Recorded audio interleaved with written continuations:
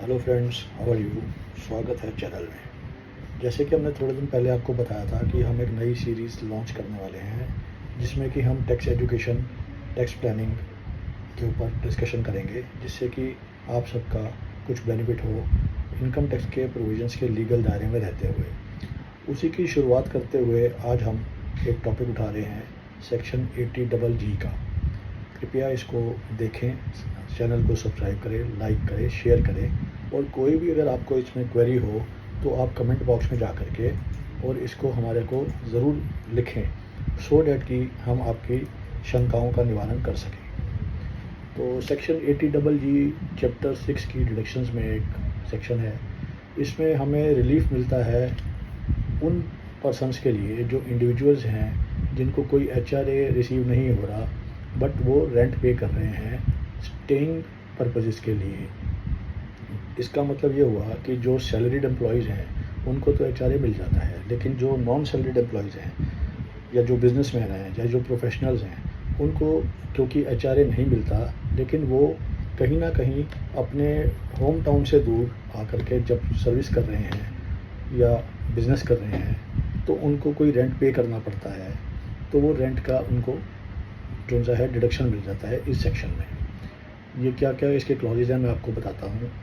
इसमें सबसे बड़ी चीज़ ये है कि ये उन इंडिविजुअल्स को मिलता है जिनके पास कोई एचआरए नहीं आ रहा लेकिन वो रेंट की पेमेंट कर रहे हैं स्टे पर्पजेज़ के लिए। ये रेंट जो सा है फर्निश्ड भी हो सकती है एकोमोडेशन और अनफर्निश्ड भी एकोमोडेशन हो सकती है, दोनों के लिए ही ये एप्लीकेबल है।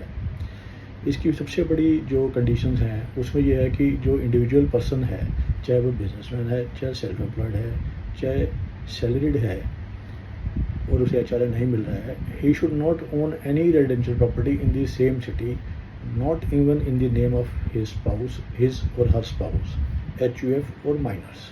यानी कि ये जो प्रॉपर्टी है उसके इस शहर में कोई भी ऐसी प्रॉपर्टी नहीं होनी चाहिए जो उसके अपने नाम पे हो, अपनी वाइफ के नाम पे हो, अपनी एचयूएफ के नाम पे हो या किसी माइनर चिल्ड्रन के नाम पे हो, तो उसको ये डिडक्शन मिलेगी।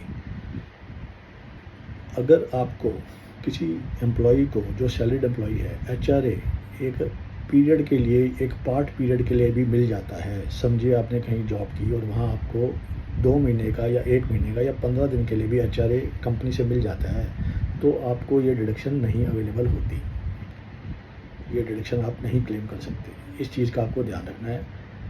अब जैसे मैंने आपको पहले बताया कि salaried as well as self employed persons can claim this deduction, business owner can claim this deduction. यदि आप अपने पेरेंट्स के साथ उनकी प्रॉपर्टी में रह रहे हैं और आपने एक एग्रीमेंट एग्जीक्यूट कर रखा है उनके साथ रेंट का, तो भी आप ये डिडक्शन क्लेम कर सकते हैं। लेकिन इसके लिए जो रेंटल इनकम आएगी वो आपके पेरेंट्स के हाथ में टैक्सेबल हो जाएगी। तो ये आपने देखना है कि उनकी इनकम किस स्लैब में आ रही है जिससे कि उनको टैक्स ना लगे या कम लगे। तो अगर ऐसा होता है तो आपको विन विन सिचुएशन है, क्योंकि आपका टैक्स बच गया और उधर उनको भी टैक्स नहीं लगा और उनको इनकम भी मिल गई। इसके बाद एक क्लॉज इसमें ये आता है कि अगर आपकी प्रॉपर्टी कहीं और किसी प्लेस पे है और उसकी इनकम जो सी है वह टैक्सेबल है under house property head as a self occupied property, कहीं भी किसी भी और जगह पर है कोई आपकी हाउस प्रॉपर्टी आपके नाम पे और वो सेल्फ ऑक्यूपाइड प्रॉपर्टी के हेड में टैक्सेबल हो सकती है, तो आपको ये डिडक्शन नहीं मिलेगी। यानी कि आपका अपना एक मकान दूसरे शहर में है और वो आपका सेल्फ ऑक्यूपाइड प्रॉपर्टी है, तो आपको इसकी डिडक्शन नहीं मिलेगी यदि आपके पास ये अपनी एक प्रॉपर्टी है उसी शहर में। अब इसके बाद हमें 80GG की डिडक्शन क्लेम करने के लिए कुछ चीज़ों का ध्यान रखना पड़ता है। एक, इसमें form number 10BA has to be filed, वो मैं आपको बाद में बताऊंगा कि उसमें क्या क्या डालना होता है। हमें पैन नंबर डालना पड़ता है लैंडलॉर्ड का, ये एक मैंडेटरी रिक्वायरमेंट है अगर हमारा रेंट 1 लाख रुपये पर एनम से ऊपर है। उसके अलावा सेकंड कंडीशन है कि हमने कहीं पर भी एचआरए क्लेम नहीं किया हो पिछले साल में, ना हमें मिला हो ना हमने क्लेम किया हो, चाहे हमने जॉब्स चेंज करी हैं तो भी। इसके बाद हमारे को डिडक्शन कितनी मिलेगी ये सवाल आता है।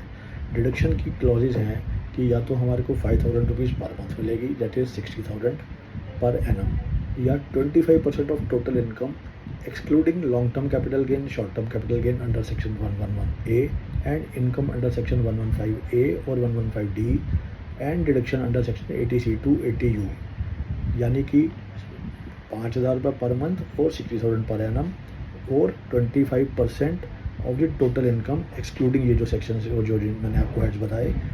और तीसरी क्लॉज है कि actual rent less 10% of income. इसमें से जो भी मैक्सिमम होगा सब्जेक्ट टू 60,000 वो आपको मिल जाएगा as deduction under section 80GG of the income tax act. अब फॉर्म नंबर 10BA पे आते हैं। फॉर्म नंबर 10BA में क्या क्या पर्टिकुलर्स हमें डालने होते हैं। एक तो हमारे को अपना नाम और अपना पैन नंबर यानी HSC का नेम एंड पैन नंबर डालना होता है। उसके बाद HSC का हमारे को फुल एड्रेस डालना होता है। इसके बाद टेन्योर कितना है हमारा उस रेंट एग्रीमेंट का और रेंट का अमाउंट कितना है। रेंट का पेमेंट का मोड भी डालना पड़ता है, यानी कि आपने वो पेमेंट चेक से करी, कैश से करी या ECA से करी या RTGS से करी या NEFT से करी। तो कोई भी पेमेंट जो मोड है वो भी आपको स्पेसिफाई करना पड़ता है। इसके बाद जो लैंडलॉर्ड है उसका नेम एंड एड्रेस आता है।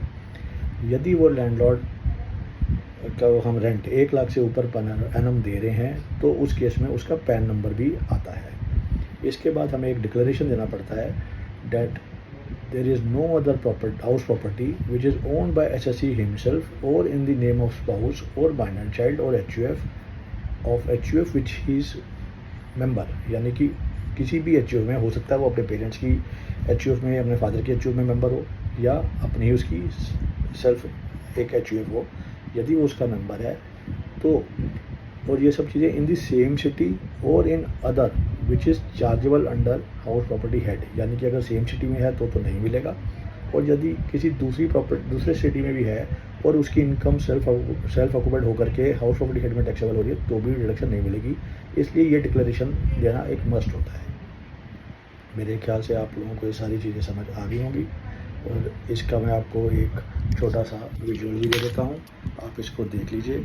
और इसके बाद यदि आपको इसको चेंज करना हो, कुछ इसमें कोई चीज़ हो, कोई क्वेरी हो तो आप मेरे को प्लीज़ बताएं और मैं इसका आपका समाधान कर दूंगा। प्लीज़ लाइक करें, शेयर करें, सब्सक्राइब करें और कमेंट करें। Thank you very much.